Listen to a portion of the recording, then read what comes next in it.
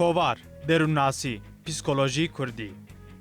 Kovareke nû ya bi navê psîkolojî Kurdî derketin berî xwendevanên Kurd. Ev kovar, kovareke serbixwe û xerû bi Kurdî ye.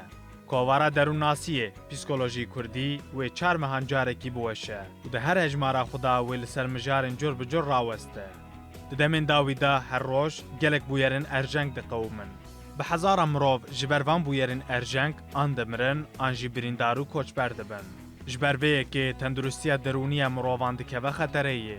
Bi taybetî di van qonaxên wisa de herî zêde zarok dikevin bin bandorên xetereya şer û pevçûnan.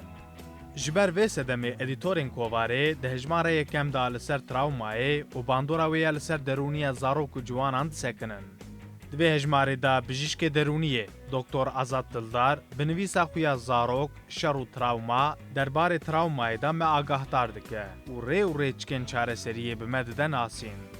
Derûnaz, Profesor Doktor Jan İlhan Kızılhan jî bi pisporiya xwe travma û nexweşiyên travmayê dinirxîne û rêbazên dermankirinê nîşan dide. Derûnaz Hemed Elî Qoserî bi nivîsa xwe ya bi navê nexweşiya stresê ya piştî travmayê stresê bihûrgilî bi xwendevanan dide nasîn. Derûnaz Siyabend Aslan bi nivîsa xwe ya bi zarokan re aheng û reftariyên bêpergal, xwezaya reftariyên zarokan û bêpergaliya wan bi awayekî zanistî re dixe berçavan û di vî warî de pêşniyazên pisporan pêşkêşî xwendevanan dike.